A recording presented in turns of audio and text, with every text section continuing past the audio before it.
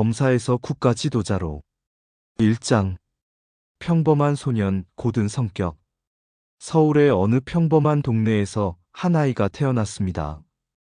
윤석열, 그는 특별할 것 없는 평범한 가정에서 자랐습니다. 아버지는 학자였고, 어머니는 가정을 돌보는 분이었습니다. 골목길을 뛰어다니고 친구들과 어울리며 보낸 어린 시절은 그 시대 많은 아이들과 다르지 않았습니다. 하지만 이 소년에게는 남다른 점이 하나 있었습니다. 틀린 것은 틀렸다고 말할 수 있는 성격이었습니다. 학교에서 선생님이 잘못된 말씀을 하시면 다른 아이들은 조용히 있었지만 그는 손을 들었습니다. 선생님, 그건 아닌 것 같습니다. 친구들 사이에서도 마찬가지였습니다. 누군가 약한 친구를 괴롭히면 그는 가만히 있지 못했습니다. 왜 그렇게 하는 거야? 그건 잘못된 거야. 어른들은 때로 이런 아이를 불편해했습니다. 요즘 애들은 버릇이 없어 라고 말하는 어른도 있었습니다. 하지만 소년의 부모님은 아들의 이런 성격을 막지 않았습니다. 옳고 그름을 분명히 아는 것, 그것은 사람으로서 가져야 할 가장 중요한 품성이라고 생각했기 때문입니다. 중학교, 고등학교 시절을 거치면서도 이 성격은 변하지 않았습니다. 오히려 더 단단해졌습니다. 친구들은 그를 고집불통이라고 놀리기도 했지만 동시에 믿을 수 있는 친구라고 생각했습니다. 무슨 일이 있어도 거짓말하지 않는 친구, 약속을 지키는 친구, 부당한 일에 맞서는 친구. 어린 윤석열은 그런 소년이었습니다. 어릴 적 성품이 사람의 큰 길을 결정한다는 말이 있습니다. 씨앗이 좋아야 큰 나무가 되듯이 어린 시절에 형성된 가치관은 평생을 따라갑니다. 정직, 원칙, 소신. 이 세 가지 단어는 소년 윤석열을 설명하는 가장 정확한 표현이었습니다. 그리고 이 단어들은 훗날 그가 걸어갈 긴 여정의 나침반이 되었습니다. 동네 어른들 중 일부는 이 아이를 걱정했습니다. 세상은 그렇게 흑백 논리로 살 수 있는 곳이 아닌데 하고 고개를 저으셨습니다. 하지만 다른 어른들은 이 소년의 눈빛을 보며 생각했습니다. 저 아이는 분명 자기만의 길을 갈 것이라고. 남들과 다른 길을 하지만 고든 길을 갈 것이라고. 그렇게 평범하면서도 평범하지 않은 소년 윤석열의 시간이 흘러갔습니다. 그는 아직 자신이 어떤 사람이 될지, 어떤 길을 걸을지 알지 못했습니다. 다만 한 가지는 확실했습니다. 어떤 길을 걷든 그는 자신의 소신을 굽히지 않을 것이라는 점이었습니다. 그것이 어린 윤석열이 세상에 내보인 첫 번째 약속이었습니다. 2장. 고민과 실패의 청춘. 대학을 졸업한 청년 윤석열 앞에는 선택의 기로가 놓여 있었습니다. 많은 친구들이 기업에 취직하거나 다른 길을 선택할 때 그는 사법시험 준비를 결심했습니다. 법으로 정의를 실현하고 싶다는 생각, 그 단순하면서도 확고한 신념이 그를 고시 공부의 길로 이끌었습니다. 하지만 현실은 녹록지 않았습니다. 첫 번째 시험 떨어졌습니다. 괜찮다고 스스로를 다독였습니다. 한 번에 붙는 사람이 어디 있겠냐고. 두 번째 시험 또 떨어졌습니다. 이번에는 조금 힘들었습니다. 세 번째, 네 번째, 다섯 번째. 시간은 흘렀고 주변 사람들은 하나둘 자리를 잡아갔습니다. 고시촌 작은 방에서 그는 매일 책과 씨름했습니다. 형광등 불빛 아래서 밤을 새우고 새벽녘 잠깐 눈을 붙이고 다시 일어나 책을 펼쳤습니다. 어머니는 도시락을 싸주시면서 아무 말씀도 하지 않으셨습니다. 하지만 그 침묵 속에서 청년은 걱정과 기대를 동시에 읽을 수 있었습니다. 친구들은 하나둘 멀어졌습니다. 결혼하는 친구, 승진하는 친구, 가정을 꾸리는 친구들의 소식이 들려왔습니다. 그때마다 청년 윤석열은 자문했습니다. 나는 왜 이 길을 가고 있는가? 이것이 정말 옳은 선택인가? 포기해야 하는 것은 아닌가? 가장 힘들었던 순간은 아버지의 눈빛이었습니다. 학자이신 아버지는 아들의 선택을 존중하셨지만 시간이 흐를수록 그 눈빛에는 걱정이 깃들었습니다. 석열아, 다른 길도 생각해보지 않겠니? 하고 조심스럽게 물으실 때 청년은 고개를 들 수가 없었습니다. 하지만 그는 포기하지 않았습니다. 남들보다 오래 걸려도 괜찮다고, 남들은 앞서가도 나는 끝까지 간다고 스스로에게 다짐했습니다. 인생은 속도가 아니라 방향이라고, 빨리 가는 것보다 올바르게 가는 것이 중요하다고 믿었습니다. 그리고 마침내 9번의 도전 끝에 합격의 기쁨을 맛보았습니다. 합격자 발표를 확인한 순간 그는 소리내어 울었습니다. 기쁨의 눈물이자 그동안의 고통이 쏟아져 나오는 눈물이었습니다. 어머니에게 전화를 걸었을 때 수화기 너머에서도 흐느끼는 소리가 들렸습니다. 이 실패의 시간들은 그에게 큰 가르침을 주었습니다.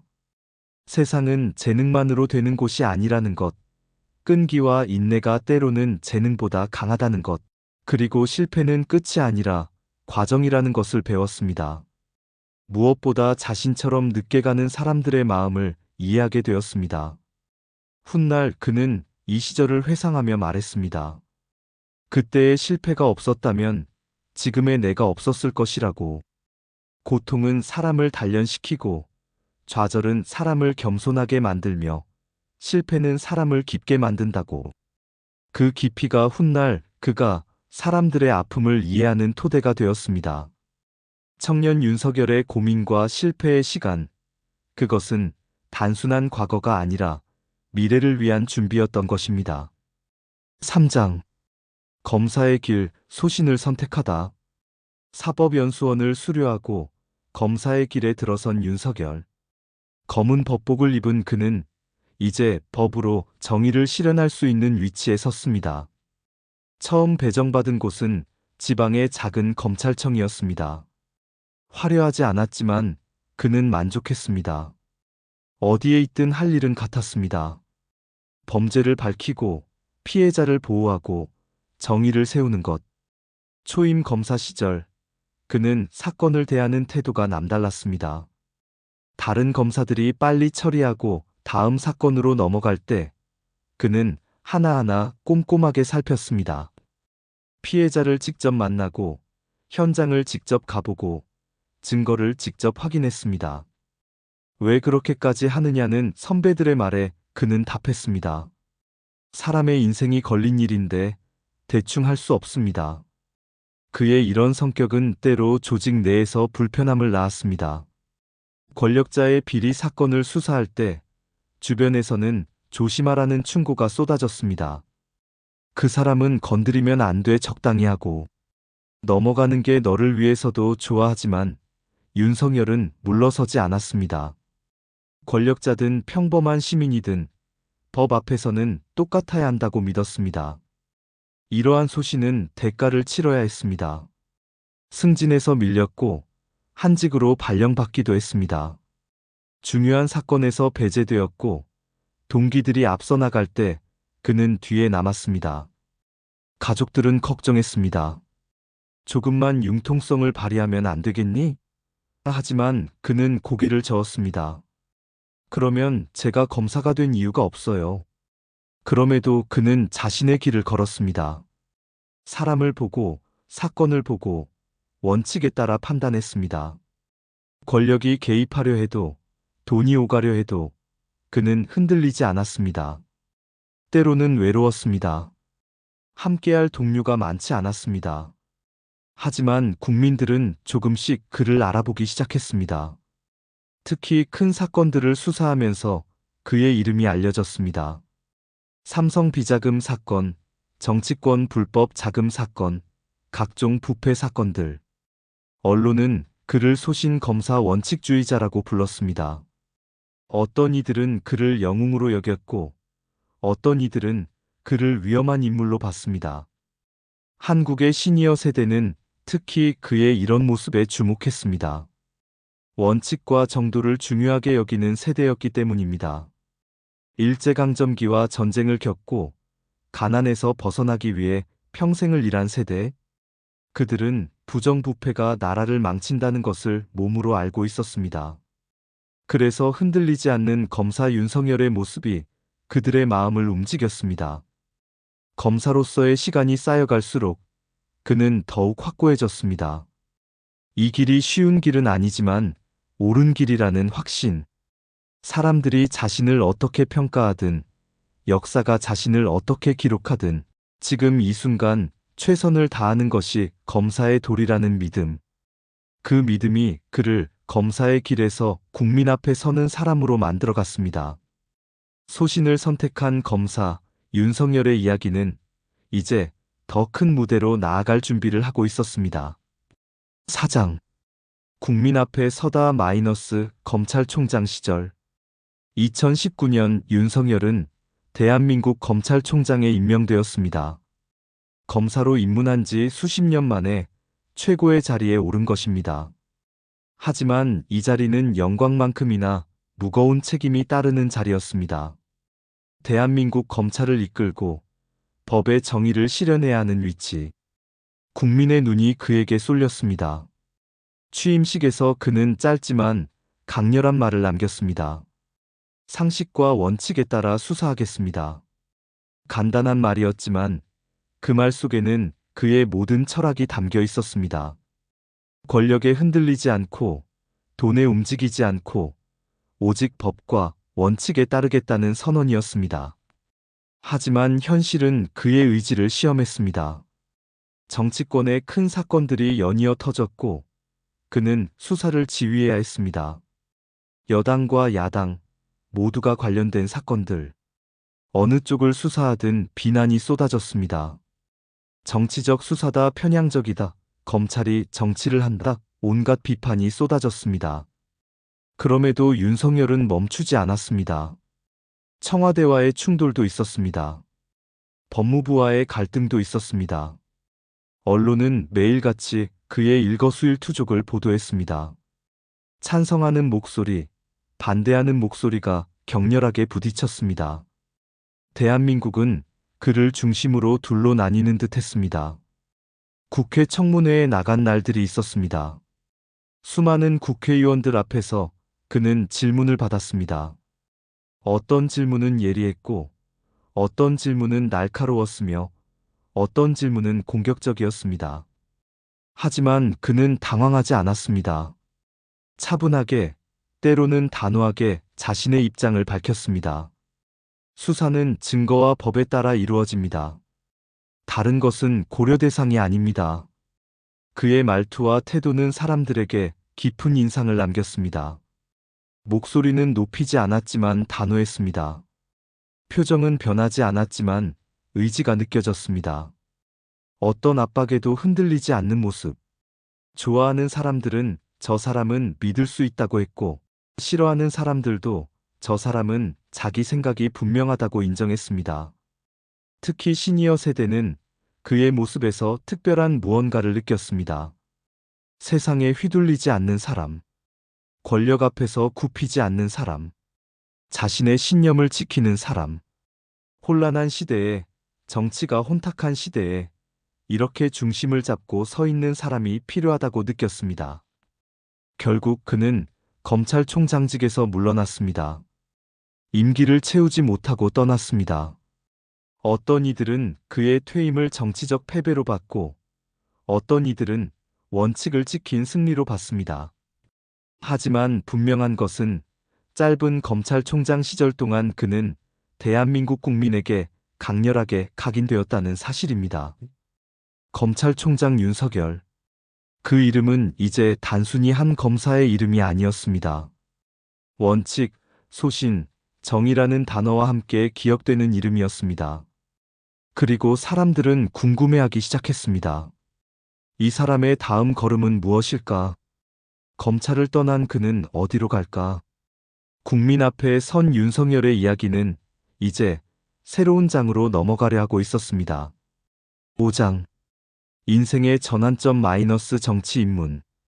검찰총장직을 내려놓은 윤석열은 평범한 시민으로 돌아갔습니다. 양평의 작은 집에서 개들과 함께 지내며 조용한 시간을 보냈습니다. 산책을 하고 책을 읽고 아내와 대화를 나누는 소박한 일상. 수십 년간 검사로 살아오며 누리지 못했던 평온함이 있었습니다. 하지만 세상은 그를 가만두지 않았습니다. 정치권에서 러브콜이 쏟아졌습니다. 대선에 출마하시죠.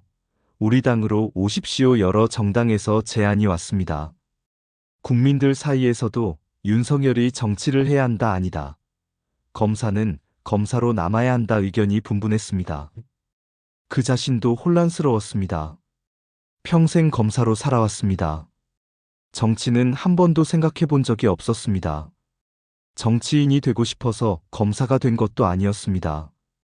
오히려 정치와는 거리를 두고 법과 원칙으로 일하고 싶었습니다. 하지만 지금 국민들이, 시대가 그에게 다른 역할을 요구하고 있었습니다. 밤마다 그는 고민했습니다. 아내와 긴 대화를 나눴습니다. 당신이 정치를 한다고? 당신은 정치인 기질이 아닌데. 아내의 솔직한 말에 그도 고개를 끄덕였습니다. 맞는 말이었습니다. 그는 말주변이 좋지 않았고 사람들 앞에서 화려한 연설을 하는 타입도 아니었습니다. 조직을 이끌고 사람을 모으는 정치적 기술도 부족했습니다. 하지만 동시에 그는 느끼고 있었습니다. 대한민국이 중요한 기로에 서 있다는 것을, 국민들이 새로운 리더십을 원하고 있다는 것을, 그리고 자신이 할 수 있는 역할이 있다는 것을, 정치를 하고 싶어서가 아니라 해야 할 것 같아서, 때가 와서 국민이 요구하는 자리로 나서야 할 것 같아서, 마침내 그는 결단을 내렸습니다. 2021년 대선 출마를 선언했습니다. 기자회견장에 선 그의 얼굴에는 긴장이 역력했습니다. 정치 경험이 전혀 없는 사람이 대통령 선거에 뛰어든다는 것. 무모해 보였지만 동시에 진정성이 느껴졌습니다. 정치를 하려고 결심한 게 아닙니다. 다만 지금 이 시대에 제가 할 수 있는 일이 있다고 생각했습니다. 선거 운동은 쉽지 않았습니다. 정치 경험이 없다 보니 실수도 많았습니다. 말실수도 했고 정치적 계산도 서툴렀습니다. 기성 정치인들은 그를 아마추어라고 비웃었습니다. 하지만 국민들 중 일부는 오히려 그 서툼에서 진정성을 느꼈습니다. 저 사람은 정치 계산이 없어 순수하게 나라를 위해 나선 것 같아. 시니어 세대는 특히 이 부분에 공감했습니다. 사람은 자기 자리를 피해도 결국 시대가 부른다는 것. 편하게 은퇴 생활을 할 수 있었던 사람이 험난한 정치의 길로 나선 것. 그것이 개인의 야심이 아니라 시대의 요청이라는 것을 느꼈습니다. 물론 반대하는 목소리도 컸습니다. 검사 출신이 대통령이 되면 안 된다, 권위주의적이다, 정치를 모른다 비판은 날카로웠습니다. 하지만 윤석열은 멈추지 않았습니다. 서툴지만 진심을 다해, 완벽하지 않지만 최선을 다해 국민 앞에 섰습니다. 인생의 전환점, 검사에서 정치인으로의 변화. 그 과정은 그에게도 국민에게도 낯선 여정이었습니다.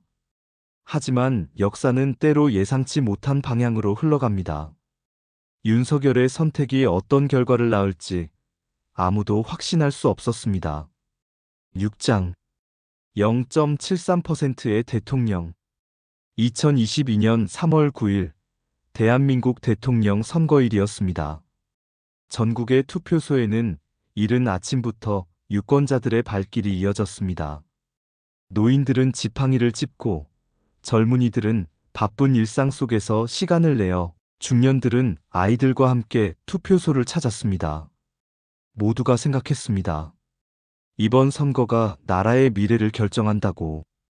개표가 시작되자 온 나라가 숨을 죽였습니다. 텔레비전 앞에서, 컴퓨터 화면 앞에서, 스마트폰을 들고 사람들은 숫자가 바뀌는 것을 지켜봤습니다. 윤석열과 이재명, 두 후보의 득표율이 팽팽하게 맞섰습니다. 한쪽이 앞서면 다른 쪽이 따라잡고 다시 역전하고 또 뒤집히는 상황이 반복되었습니다.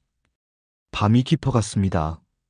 개표율이 90%를 넘어섰지만 승부는 여전히 알 수 없었습니다. 카페에서는 서로 다른 지지자들이 긴장한 표정으로 화면을 응시했습니다.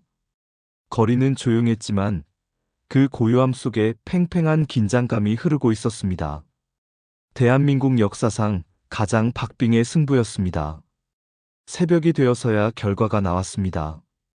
윤석열 48.56%, 이재명 47.83%, 불과 0.73% 차이였습니다. 표로 따지면 약 25만 표, 5천만 국민 중 25만 명의 선택이 대한민국의 향방을 바꾼 것입니다. 한 사람의 표가 이렇게 중요하다는 것을 모든 국민이 실감한 순간이었습니다. 윤석열 지지자들은 환호했고 반대편은 낙담했습니다. 하지만 그 감정 이면에는 더 깊은 무언가가 있었습니다. 이 나라가 정확히 반으로 나뉘어 있다는 사실.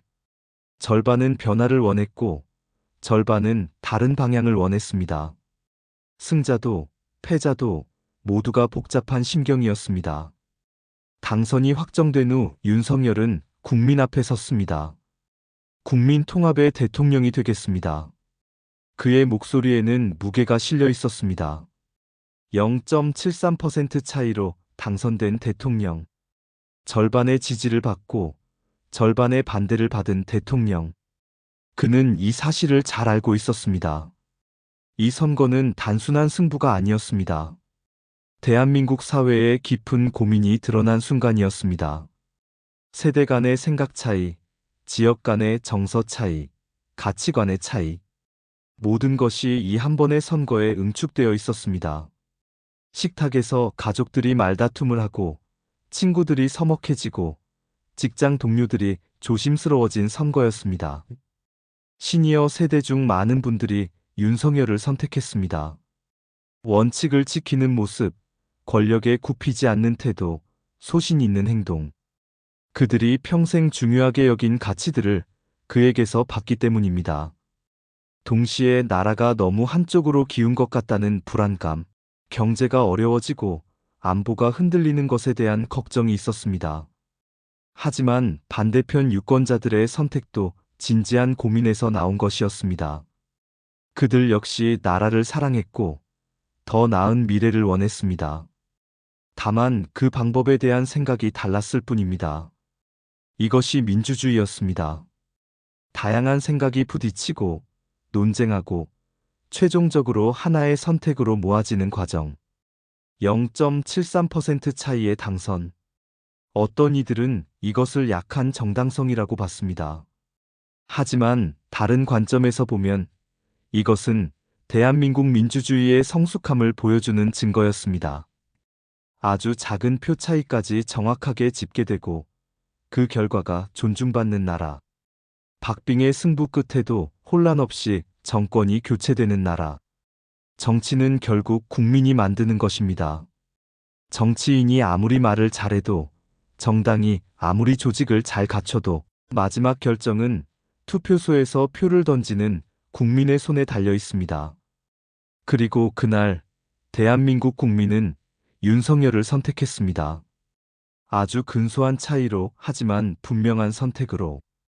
역사의 큰 흐름 속에서 0.73%는 작은 숫자일 수 있습니다. 하지만 그 숫자 하나하나는 한 사람 한 사람의 진지한 고민이었고 나라의 미래에 대한 걱정이었으며 더 나은 세상을 향한 염원이었습니다. 윤석열은 이제 대한민국의 대통령이 되었습니다. 그리고 그 무거운 책임을 짊어지고 걸어가야 할 길이 시작되었습니다. 7장. 대통령으로서 걸어가는 길.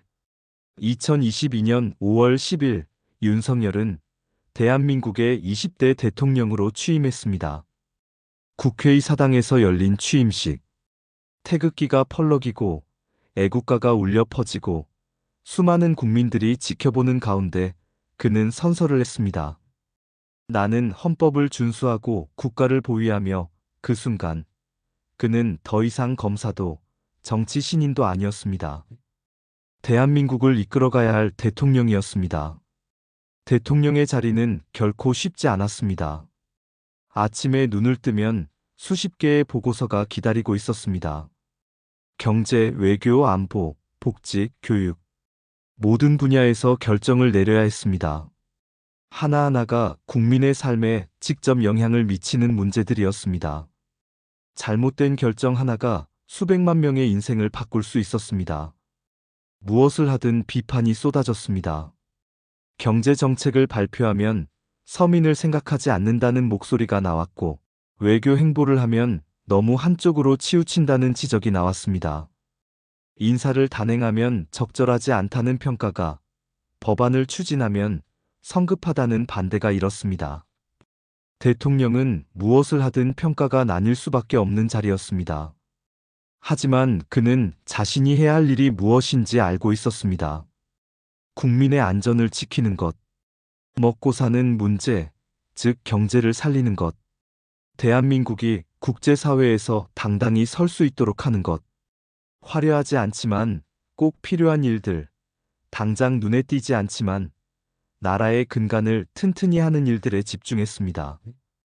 국제 정세는 빠르게 변하고 있었습니다. 미국과 중국의 갈등, 북한의 핵 위협, 러시아와 우크라이나 전쟁, 글로벌 경제의 불확실성. 대한민국은 이 모든 소용돌이 한가운데 있었습니다.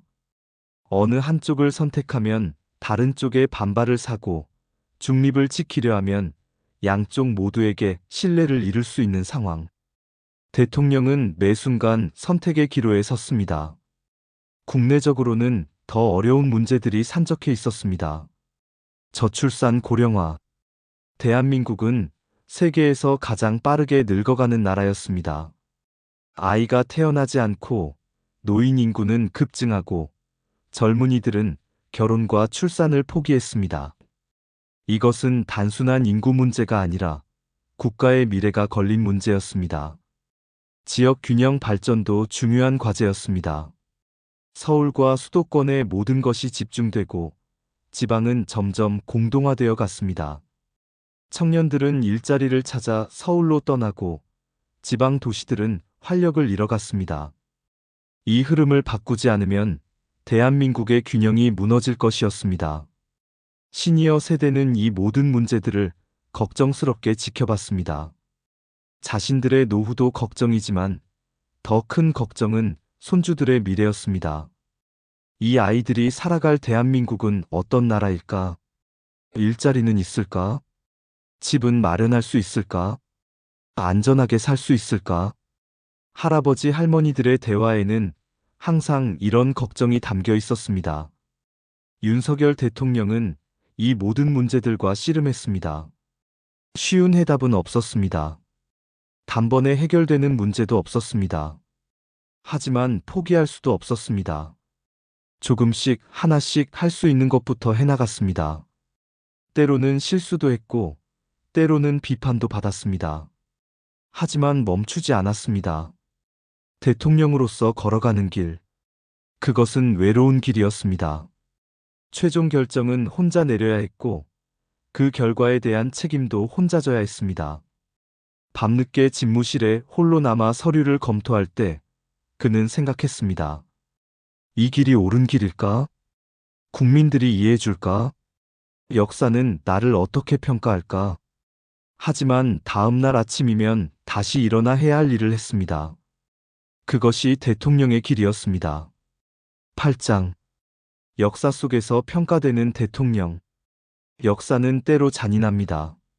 누군가는 재임 중에 찬양받다가 역사에서는 비판받고, 누군가는 재임 중에 비난받다가 역사에서는 재조명됩니다. 대통령이라는 자리는 그 순간에는 결코 공정한 평가를 받을 수 없습니다. 모든 것이 정치적 이해관계와 얽혀 있고, 감정이 섞여 있고, 즉각적인 이익과 손실로 판단되기 때문입니다. 윤석열 대통령 역시 이 역사의 법칙에서 자유로울 수 없습니다. 그가 내린 결정들은 지금 이 순간에도 찬반으로 갈립니다. 어떤 이들은 그를 시대를 구한 지도자로 보고, 어떤 이들은 잘못된 선택을 한 지도자로 봅니다. 양쪽 모두 나름의 근거가 있고, 양쪽 모두 진심으로 나라를 걱정합니다. 하지만 진짜 평가는 시간이 지나야 나옵니다. 10년, 20년, 30년이 흐른 후에야 우리는 알 수 있습니다. 그가 내린 결정이 옳았는지, 그가 선택한 길이 나라를 어디로 이끌었는지. 그때가 되면 지금의 뜨거운 감정은 식고 차가운 사실만이 남습니다. 역사는 그 사실들로 평가합니다. 중요한 것은 그 시대를 어떻게 살았는가입니다. 대통령이 자신의 이익을 위해 일했는가, 아니면 나라를 위해 일했는가, 인기에 영합했는가, 아니면 소신을 지켰는가, 쉬운 길을 택했는가, 아니면 옳은 길을 택했는가. 이런 질문들에 대한 답이 역사의 평가를 결정합니다.